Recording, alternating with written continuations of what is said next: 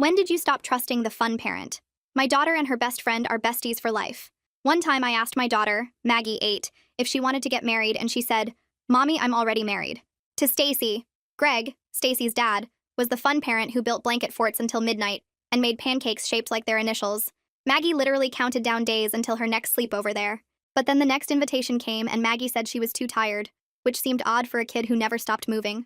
The following week, I found Stacy's mom's invite about Saturday's sleepover crumpled in Maggie's backpack, hidden under her library books.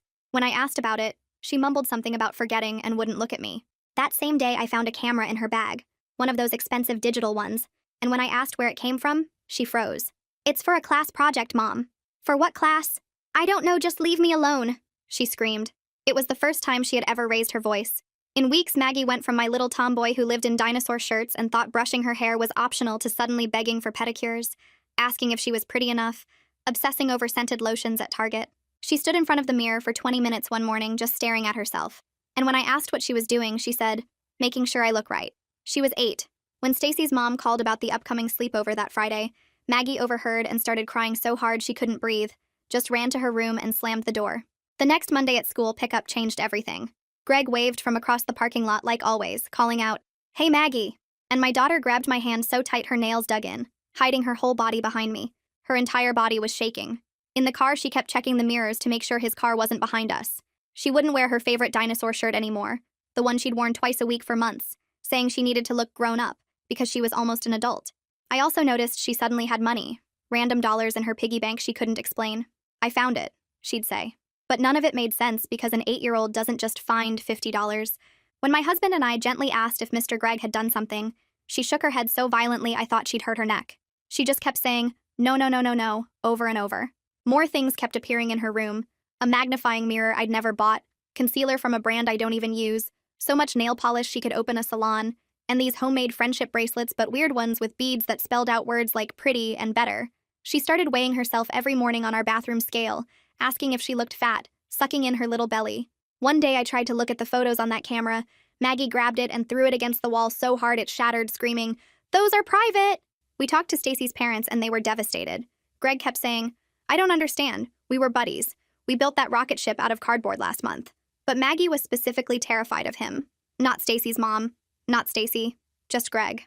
One day I found her crying in the middle of her bedroom, having a breakdown about how she got a blister on her foot from new shoes.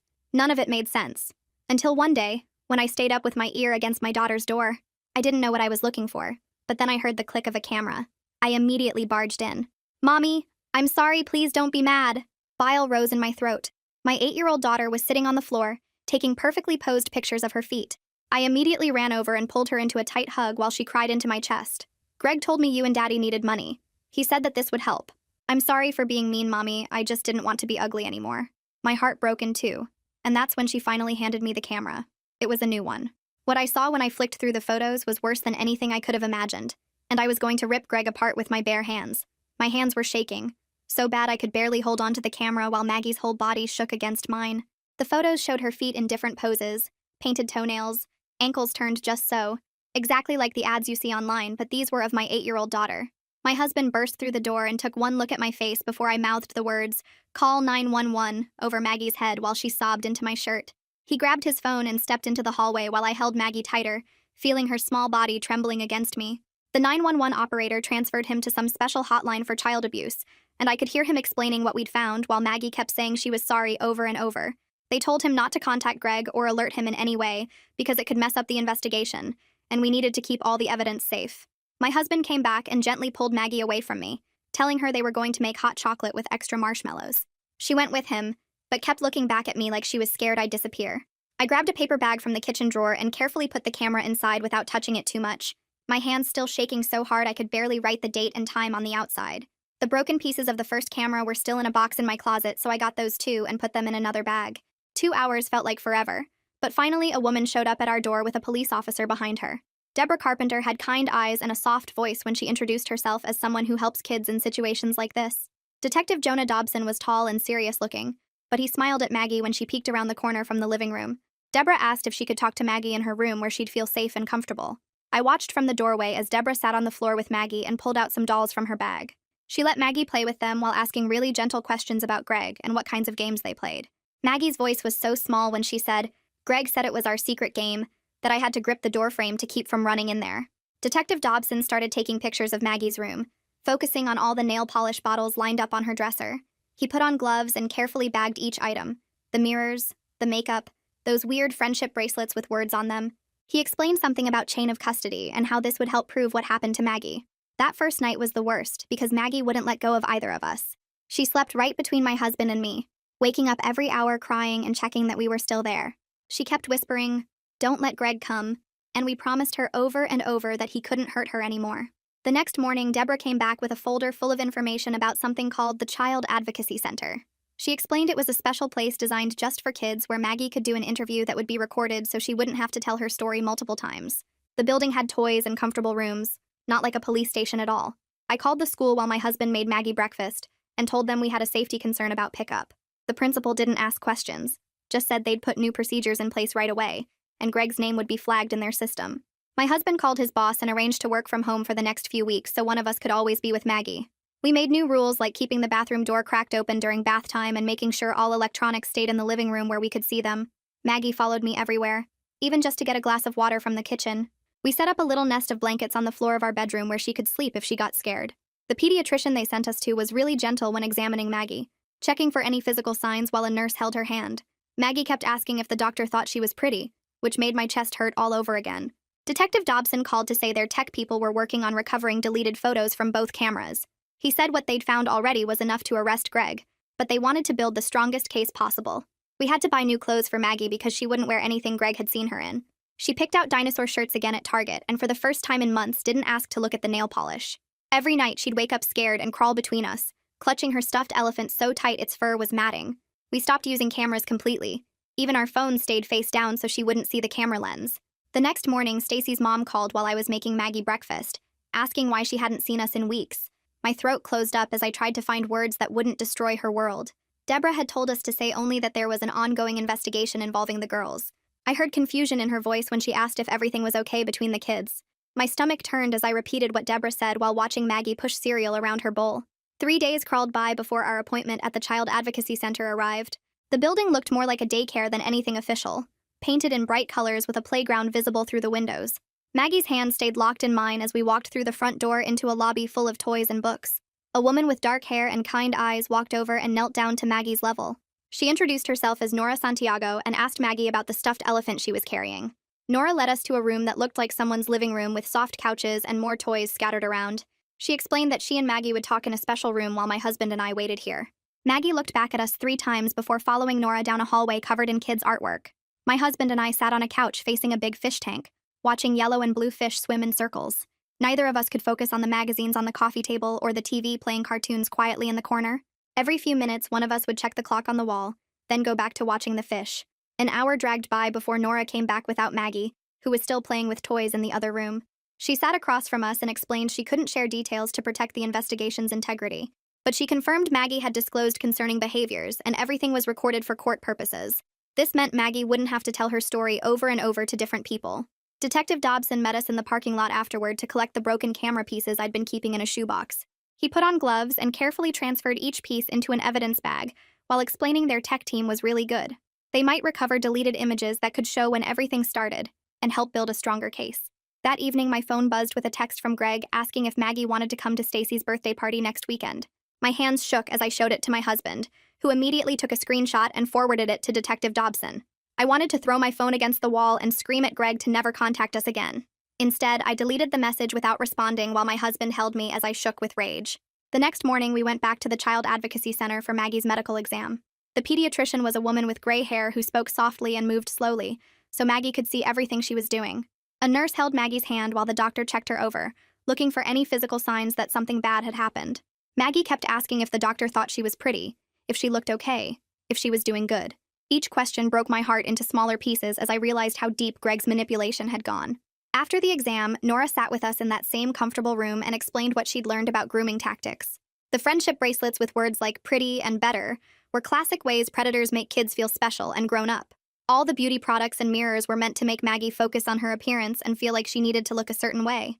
The money was payment, but also a way to make her feel like she was doing something important for her family. 2 days later, Detective Dobson called while Maggie was at her therapy appointment with the play therapist. He said they'd gotten a judge to sign a search warrant for Greg's house and all his electronic devices. The police would execute it that afternoon, and Stacy's family would find out about the investigation. He warned us to prepare for contact from them once they realized what was happening. Sure enough, my phone rang at 3 o'clock with Stacy's mom's number on the screen. Her voice was broken and sobbing as she told me police were searching her house and had taken Greg to the station. She kept saying there had to be some mistake, that Greg would never hurt anyone, especially not Maggie, who he loved like his own daughter. But I heard the crack in her voice when she said it, the doubt already creeping in. I told her I couldn't talk about it because of the investigation, and hung up while she was still crying. My hands wouldn't stop shaking for the rest of the day, as I kept checking the locks on our doors and windows. 3 days later, we drove to Maggie's first therapy appointment at a building with cartoon animals painted on the windows. The therapist had curly red hair and sat on the floor with Maggie while I watched from a chair in the corner. She brought out a big box of wooden blocks and asked Maggie if she wanted to build something. Maggie started stacking blocks really high, making this tall wall that went almost to her chin. Then she found a tiny plastic doll in the toy box and put it behind the wall she'd built. "She needs to hide from the bad cameraman," Maggie said, and the therapist just nodded and wrote something in her notebook. They played for an hour while I sat there trying not to cry, watching my daughter act out her fear through toys. Requested Reds is on Spotify now. Check out link in the description or comments. When we got home that afternoon, Detective Dobson called with news about the cameras. The tech people had managed to get pictures off both cameras, even the broken one Maggie had thrown at the wall.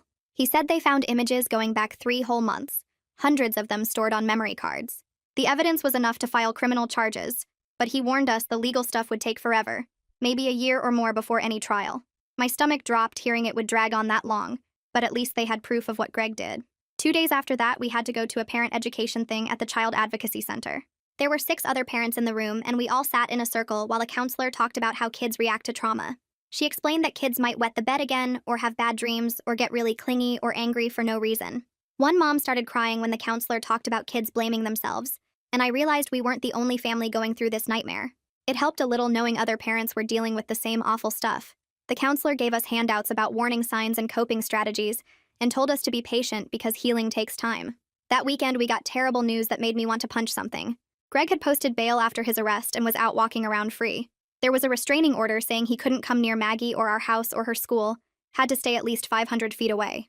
But that didn't feel like enough, so I went to the electronics store and bought security cameras for our house. My husband installed them on every door and window while I downloaded the app on my phone. I checked that app probably 50 times a day, every time I heard a car drive by or the doorbell rang. Maggie started having these awful nightmares where she'd wake up screaming about cameras watching her. She'd run into our room crying that the cameras could see her through the walls. We realized having phones and tablets around was making it worse, so we gathered them all up every night. Maggie helped me lock them in a drawer in the kitchen, and she got to keep the key under her pillow. It was a small thing, but it helped her feel like she had some control over the cameras in our house. About 2 weeks after Maggie told the people at the advocacy center what happened, Detective Dobson called with more news. Another family had come forward about their daughter acting weird after going to Greg's house for playdates. Their kid was only 6 and had started having accidents and crying when they tried to take pictures for the school yearbook. The detective said the investigation was getting bigger, and they were looking at whether Greg hurt other kids too. Part of me felt sick that there might be more victims, but another part felt relieved that people would believe us now. A few days later, Deborah called to say Stacy's mom wanted to know if the girls could see each other. She'd moved out of the house with Stacy and was staying with her parents across town. The mom wanted the girls to have a supervised playdate at the advocacy center where it would be safe. When I asked Maggie if she wanted to see Stacy, she got really quiet and picked at her fingernails. "What if she's mad at me for telling on her dad?" she asked. I told her Stacy wasn't mad and missed her friend, but Maggie still seemed scared. We decided to try it anyway because the therapist thought it might help both girls. The playdate happened the next week in a special room at the advocacy center with toys and art supplies. Deborah was there, and so was a therapist, both sitting in chairs while the girls sat at a little table. At first, neither girl said anything. They just colored on big pieces of paper with markers. Then Stacy said really quietly, "My daddy went away," and Maggie looked up at her. "He was bad to me," Maggie said back, and Stacy just nodded and they kept coloring together. They didn't play like they used to, no giggling or making up games, just quiet coloring side by side. After that, we had to meet with the prosecutor, a man named Chandler Lee who wore a gray suit and had a briefcase full of papers. He explained the charges they were filing against Greg, something about making exploitation material and endangering kids. The words made me feel sick, but I tried to focus on what he was saying about the process. He said Greg could get up to 20 years in prison if convicted, but warned us that these cases usually end in plea deals. Most of the time, the bad guys get way less prison time than they deserve because trials are hard on kid victims. He said we should prepare ourselves for that possibility, even though it wasn't fair. Later that week, my husband found crackers and juice boxes hidden under Maggie's bed when he was tucking her in. There were granola bars in her closet, and fruit snacks stuffed in her dresser drawers. When we asked her about it, she started crying and said she didn't know why she was doing it. The therapist explained it was about control and feeling safe, that kids who've been through trauma sometimes hoard food or other things. We decided not to make a big deal about it and just started leaving healthy snacks in a special basket in her room that she could have whenever she wanted. 2 weeks later, Chandler called my cell while I was making lunch and told me Greg's lawyer wanted to meet about a possible plea deal. The lawyer was saying his client wanted to avoid a trial to spare everyone the trauma. Chandler explained that trials with child victims were really hard on the kids because they had to relive everything. He said we should think about it carefully, but the decision was ultimately ours. My husband and I sat at the kitchen table that night after Maggie went to bed and talked in circles for hours. We wanted Greg to get the maximum punishment, but we also didn't want to put Maggie through more pain. The next afternoon, I went to check on Maggie in her room and found her sitting on the floor surrounded by all her dress-up clothes. She had the safety scissors from her art box and was cutting each dress into tiny pieces. Pink tulle from her princess costume covered the carpet like confetti. She looked up at me with tears running down her face and said she didn't want to be pretty anymore. I sat down next to her and helped her cut up the rest without saying anything. Later, the therapist explained this was Maggie's way of taking control and rejecting what Greg had made her believe she needed to be. She said it was actually a healthy sign that Maggie was processing her feelings. 3 months crawled by with meetings and paperwork and phone calls from lawyers. Then we had to go to the courthouse for something called a pre-trial hearing. My mom came to watch Maggie while we went, but at the last minute, the victim advocate said Maggie could wait in a special room at the courthouse if she wanted to come. Maggie said she wanted to be near us, so we brought her coloring books and snacks. The advocate took her to a room with toys and a TV while we went into the courtroom. That's when I saw Greg for the first time since finding out what he did. He sat at a table with his lawyer wearing a gray suit that looked too big on him. He seemed smaller than I remembered, like he'd shrunk somehow. His hair was thinner and his face looked older. I wanted to scream at him, but I just stared straight ahead. The hearing was mostly the lawyers talking about evidence and timelines and legal stuff I didn't really understand. After about an hour, we went back to get Maggie from the kids' room. She was coloring a picture of butterflies and didn't even look up when we walked in. She had no idea Greg had been just down the hall. The judge made a decision that day that changed everything for us. She approved using Maggie's interview from the advocacy center as evidence if the case went to trial. This meant Maggie wouldn't have to sit in court and answer questions from Greg's lawyer. The relief hit me so hard I started crying right there in the hallway. My husband grabbed my hand and squeezed it tight. We wouldn't have to watch our baby girl get interrogated about the worst thing that ever happened to her. A week later, Deborah called with news about Stacy's family. The mom had filed for divorce and moved out of their house to stay with her parents across town. She'd taken Stacy with her and enrolled her in a new school. Deborah read us a letter the mom had written, apologizing for not seeing what was happening. She said she was getting Stacy into therapy and promised to do whatever it took to help her daughter heal. The letter made me cry because I could feel her pain through the words. She was a mom too, and her whole world had exploded just like ours. Around this time, Maggie's school counselor called with something that made my heart feel less heavy. She said Maggie had been spending recess time with younger kids who seemed sad or left out. She'd been sharing her snacks and teaching them how to draw butterflies. The counselor said it showed that despite everything, Maggie's natural kindness was still there. It was the first real sign that the sweet girl we knew before this nightmare was finding her way back. Then Chandler called with news that made me physically sick. The forensic team examining Greg's computers had found evidence that he'd been selling some of the images online. This changed everything because now it became a federal crime. The FBI was joining the investigation, and Chandler explained this was actually good for our case. Federal charges meant Greg would face much more prison time if convicted. The thought of those pictures being out there somewhere made me throw up in the kitchen sink. My husband held my hair back while I sobbed and dry heaved. That night when I went to tuck Maggie in, I couldn't find her in her bed. I checked the bathroom and then heard a small sound from her closet. She'd made a little nest in there with her blanket and pillow. She looked up at me and said the closet felt safer than her bed. Instead of trying to convince her to move back to the bed, we decided to make the closet as cozy as possible. The next day, my husband strung up battery-powered twinkle lights, and I added more pillows and her favorite stuffed animals. We put a little battery lantern in there so she could read. If the closet made her feel safe, then that's where she could sleep. 2 days later, we got a call from a lawyer saying Greg's parents wanted to meet with us. They were offering money, a lot of money, if we would agree to ask the prosecutor for lesser charges. The lawyer said they were prepared to pay for all of Maggie's therapy and medical costs, plus additional compensation. My husband hung up without even discussing it with me. There wasn't enough money in the world to make us help Greg avoid consequences for what he did. We called Chandler right away to tell him about the offer, and he said it showed they knew Greg was guilty. 4 months had passed since that horrible night when I found Maggie with the camera. We'd settled into new routines with therapy twice a week and check-ins with Deborah. Maggie still slept in her closet and still wouldn't wear anything that reminded her of before. But that morning when we were getting ready for therapy, she came out of her room wearing something I hadn't seen in months. It was her dinosaur shirt, the one she used to wear twice a week, the one she'd hidden in the back of her drawer. She looked at me nervously like she was asking permission. I had to turn away so she wouldn't see me crying happy tears for the first time in forever. The therapist saw me wiping my face and gave me a small nod while Maggie settled into the play area with blocks and dolls.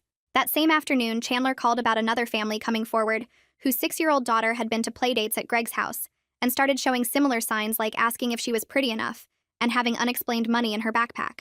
The mom had found photos on her daughter's tablet that made her call the police immediately, and now they wanted to join our case, which Chandler said would make the prosecution much stronger. We met them at the prosecutor's office 3 days later, and their little girl was even younger than Maggie with the same scared look in her eyes that broke my heart all over again. The mom grabbed my hand in the waiting room and we both started crying without saying anything because we understood each other's pain without needing words. Detective Dobson pulled us into a conference room the next week with news that made everyone in the room go silent. The forensic team going through Greg's computers had found evidence of 3 more potential victims with photos that matched kids from different states where Greg had traveled for work conferences. The investigation was expanding across state lines now, and the FBI was taking over parts of the case, which meant Greg's bail got revoked immediately, since he was now considered a flight risk with victims in multiple jurisdictions. My husband pumped his fist when we heard Greg was going back to jail, but I just felt sick thinking about how many kids he'd hurt. During therapy that week, something new happened that the therapist had been waiting for. Maggie was playing with toy cars when suddenly she threw one against the wall and screamed that she hated Greg and wanted him to go away forever. She kicked the dollhouse and threw pillows around the room while the therapist calmly watched and told us afterward this was actually good progress because Maggie was finally expressing anger instead of just fear and shame. The therapist explained that moving from being scared to being mad meant Maggie was starting to understand that what happened wasn't her fault, and she had a right to be angry about it. 2 weeks later, Deborah suggested we try a support group for families dealing with child exploitation, and even though I wasn't sure about sharing our story with strangers, we decided to give it a try. The meeting was in a church basement with about 15 other families, and while the parents sat in a circle talking, Maggie played in the next room with other kids who'd been through similar things. One dad talked about finding pictures on his son's phone, and a mom shared how her daughter wouldn't sleep in her own bed anymore, and hearing their stories made me realize we weren't as alone as I'd thought. The group leader gave us resources about trauma therapy and legal advocacy and phone numbers for crisis support, and for the first time in months, I felt like maybe we could get through this. Maggie made friends with a girl named Macy, whose situation was similar, and they colored pictures together while the adults shared coping strategies and warning signs we'd all missed. After the meeting, several parents exchanged numbers, and we started a group text for support during the hard days, which happened more often than the good ones. Then Chandler called with news that made my stomach drop, even though I knew it was coming eventually. Greg's lawyer wanted to meet about a plea deal where Greg would plead guilty to all charges in exchange for 15 years in federal prison, with lifetime registration as a sex offender, and no contact with any minors, including his own daughter, Stacy. Chandler explained that this would mean Maggie wouldn't have to testify or have her recorded interview played in court, which would spare her additional trauma, but it also meant Greg wouldn't face the maximum sentence of 25 years if convicted at trial. My husband wanted Greg to rot in prison forever and spent the whole night pacing around the kitchen arguing that 15 years wasn't enough for what he did to all those kids. I felt the same rage, but I also kept thinking about Maggie having to sit through a trial and hear defense lawyers try to make her look like a liar or say she misunderstood what happened. We stayed up until 3 in the morning going back and forth about what was best for Maggie versus what Greg deserved, and finally decided we'd support whatever Chandler recommended since he'd handled hundreds of these cases. The next day in therapy, Maggie worked on something the therapist had suggested called a body safety poster, where she wrote rules about her body belonging to her, and nobody being allowed to touch her private parts, and no keeping secrets about touching. She decorated it with stickers and markers and hung it on her bedroom wall right next to her dinosaur posters, and seeing her take back some control over her own body made me cry in the hallway where she couldn't see. 5 months had passed since I'd found Maggie with that camera, and she came to us one morning asking if we could get a dog for protection because she still got scared at night when she heard noises outside. We went to the animal shelter that weekend, and Maggie walked past all the puppies and stopped at a cage with a golden retriever who'd been returned twice for being too calm and boring. She sat on the floor, and the dog immediately laid his head in her lap, and she looked up at us and said, "His name was Guard, and could we please take him home?" Guard slept outside Maggie's door every single night and followed her from room to room like he knew his job was keeping her safe. 3 weeks later, Chandler called to say the plea deal was moving forward, and Greg would formally admit guilt in court next Monday, while we could watch from a separate room on closed-circuit TV, so Maggie wouldn't have to see him. We sat in that small room holding hands, while on the screen Greg stood in an orange jumpsuit and said yes, when the judge asked if he'd produced inappropriate images of multiple minor victims for distribution. Hearing him actually admit what he did out loud made it real in a way that all the meetings and therapy sessions hadn't, and I threw up in the courthouse bathroom afterward, while my husband held my hair. The next day, a letter arrived from Stacy's mom saying she was sorry for everything that happened, and that Stacy missed Maggie and didn't understand why they couldn't play together anymore, but she didn't blame Maggie for any of it. Maggie wanted to write back, so she dictated while I typed that she missed Stacy too, but needed more time before they could be friends again, and maybe someday when she felt better they could play at a park with both moms there, but not yet. 3 weeks after that letter, we started family therapy at the place downtown, with the big windows and toys in the waiting room. The therapist had us all sit in a circle on these blue cushions on the floor, and my husband went first, saying he kept having dreams where he found Greg and beat him with a baseball bat. He said it so calmly, like he was talking about the weather, but his hands were shaking. I told them about checking on Maggie 20 times a night, and how I kept replaying every play date trying to figure out what signs I missed. Maggie just played with the sand tray in the corner, making little walls around a tiny plastic girl. The therapist said trauma affects whole families, and we'd work through it together, but I could tell my husband wanted to punch something when she said Greg's name. We went every Tuesday after that and slowly started talking about normal things too, like Maggie's grades and my husband's work stress. 6 months after I found Maggie with that camera, she signed up for the school talent show, which shocked us since she'd been avoiding any attention. She picked this song about being brave and practiced in her room for weeks with guards sitting outside her door. The night of the show, we sat in the front row and watched her walk onto that big stage in her dinosaur shirt and new sparkly shoes. Her voice shook on the first line, but then got stronger, and by the end she was belting out the words about standing tall. Nobody in that auditorium mentioned why this mattered so much, but when she finished, the whole place erupted and people stood up clapping for 3 whole minutes. Some parents were crying, and the principal gave her an extra big hug when she came off stage. 2 days later, we got the call from Chandler about Greg's sentencing hearing, and he said we could watch from a separate room again. We dropped Maggie at the school that morning, and she asked to look at butterflies in the garden outside while we went in. The courtroom was packed with other parents and investigators, and Greg stood there in his orange jumpsuit while the judge read through all the charges. The judge called his crimes an unconscionable betrayal of innocence, and said society had a duty to protect children from predators like him. He sentenced Greg to 15 years in federal prison with no chance of early release and lifetime registration as a sex offender. When we picked up Maggie, she was still watching those butterflies and asked if the bad man was going away forever, and we said yes for a very long time. The next week, we got paperwork from the FBI Victim Services saying they'd cover all of Maggie's therapy and medical costs related to what happened. It was such a relief since insurance kept denying claims, saying therapy wasn't medically necessary, even though Maggie still had nightmares most nights. The funding meant we could keep seeing the good therapist who understood trauma, instead of whoever insurance would cover. During one session, Maggie's therapist brought out special paper and markers and suggested she write letters to her younger self. Maggie started writing to the little girl she used to be, telling her it wasn't her fault and she didn't do anything wrong. She drew dinosaurs on one side and butterflies on the other, and the therapist said this showed she was starting to integrate both parts of herself. Every week, she'd add another letter and decorate them with stickers and glitter. 7 months after everything started, Maggie asked if we could go shopping for new clothes, but she wanted to pick them herself this time. We went to Target, and she spent an hour looking at everything, touching different fabrics, and holding shirts up to herself in the mirror. She picked out 3 dinosaur shirts and 2 pairs of sparkly sneakers, and a dress with butterflies on it. At checkout, she said she wanted clothes that felt like her, not like what other people wanted. That same week, we got official notice that the court ordered Greg's house and cars and savings to be sold, to pay restitution to all the victims. The money would go into a trust for Maggie's future education and therapy needs, which meant something good would come from all his evil. The lawyer handling it said there was enough to cover years of treatment plus college someday. Maggie's regular therapist introduced something called EMDR, where she'd follow a light with her eyes while thinking about the bad memories. It sounded weird, but after 3 sessions, her nightmares went from every night to maybe twice a week. She started sleeping in her own bed again instead of on our floor, and Guard would lay right beside her bed all night long.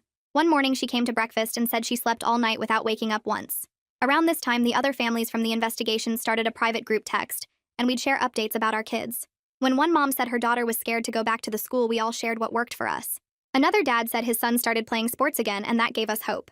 We met for coffee once a month while the kids had group therapy, and it helped knowing we weren't alone in this mess. 8 months after that horrible night with the camera, Maggie came to me asking if she could have a birthday party with kids from the school. She hadn't wanted to be around other kids much except for therapy group, so this was huge. She said she wanted a dinosaur theme, and could we have it at the park with the big playground. We started planning, and she made a list of 10 kids to invite and picked out dinosaur plates and cups. She even wanted to help make the cake and said it should be chocolate with green frosting. The day of the party came faster than I expected, and I spent the morning hanging green streamers while my husband set up tables in the backyard. Maggie helped frost the cake with thick green icing and stuck plastic dinosaurs all around the edges, while Guard watched from his spot by the door. Cars started pulling up around too, and kids ran through our gate carrying wrapped presents and wearing dinosaur shirts, just like Maggie requested on the invitations. She stood by the door for a minute before running out to meet them, and I watched her shoulders relax when they all started talking about the decorations. The kids immediately started a game where they pretended to be different dinosaurs, and Maggie joined right in as a T-Rex, chasing the smaller ones around the yard. Her friend Macy roared so loud the neighbors looked over their fence, and Maggie actually laughed. Not a polite laugh, but that real belly laugh I hadn't heard in so many months. My husband grabbed my hand and squeezed it hard as we both heard that sound fill our backyard like it used to. More kids showed up, and they split into teams for dinosaur battles where they had to act out different prehistoric creatures, while the other team guessed. Maggie was right in the middle of it all, making up silly walks for a brontosaurus and falling over dramatically when the asteroid hit. About an hour into the party, I saw Stacy's mom's car pull up, and my whole body tensed, but Maggie had asked if they could come for just a little bit. Stacy got out holding a small wrapped box and walked slowly toward the backyard, while her mom stayed by the car. The two girls looked at each other for a long moment before Maggie walked over, and they hugged quickly and carefully like they might break. Stacy handed her the present and said something I couldn't hear, then went to sit at a different table with some other kids from their class. They played at separate ends of the party, but every once in a while I caught them looking at each other with something that might grow into friendship again someday. Stacy's mom waved at me from the car, and I nodded back, knowing we all needed more time before anything could be normal. After cake and presents, the kids went home sticky and tired, and Maggie collapsed on the couch still wearing her party hat. That night at bedtime, she sat up suddenly and told us she decided what she wanted to be when she grew up. She wanted to be a police officer like Detective Dobson, who helped kids and made them feel safe when bad things happened. We told her she could be anything in the whole world, and for the first time in months, she really seemed to believe us. The next morning, she brought us the poster she'd made in therapy with her body safety rules written in purple marker. She wanted to hang it in the hallway where everyone could see it, so other kids would know the rules too if they visited. We found a frame at Target and hung it right between the family photos while she watched. She asked if she could add one more rule and wrote, "I am brave and I am safe" at the bottom in green marker. She decorated all around it with dinosaur stickers on one side and star stickers on the other, like she was putting both parts of herself together. 2 weeks later, she started 3rd grade, and I was so nervous dropping her off, but her new teacher already knew about the accommodations from the counselor. The first parent-teacher conference, the teacher pulled me aside to tell me Maggie had been helping the shy kids at recess. She'd notice when someone was sitting alone and invite them to play or share her snacks with kids who looked sad. The teacher said it was like Maggie had radar for kids who needed a friend, and I knew it came from her understanding what it felt like to hurt. Our Saturday mornings changed too, because pancakes shaped like initials made her freeze up and stop eating. Instead, we started making them in animal shapes, with Maggie picking which animal each week. She'd stand on her step stool and help pour the batter into shapes like elephants or giraffes or her favorite velociraptors. It gave her control over something small but important, and I watched her confidence grow with each choice she made. One evening while I was doing dishes, Maggie came into the kitchen and asked if bad people ever get better, or if they stay bad forever. My husband and I sat down with her at the table and talked about how some people do bad things and have to face consequences. She thought about it for a while, then said Greg had to stay in timeout for a very, very long time because what he did was very, very bad. It was such a simple way to understand justice, but it made perfect sense for an 8-year-old trying to process something so big. Every night I tucked her into bed with Guard laying right at her feet, keeping watch. She'd wrap her arms around my neck and tell me she loved me bigger than all the dinosaurs that ever lived, even the really huge ones. We weren't completely better, and maybe we never would be exactly like before, but we were moving forward together one day at a time. Each morning was a little easier than the one before, and that had to be enough for now. That's the takeaway from today's story. Hopefully it gives you something useful to tuck in your back pocket. If you want more tips and lessons woven into stories, subscribe so you're always a step ahead.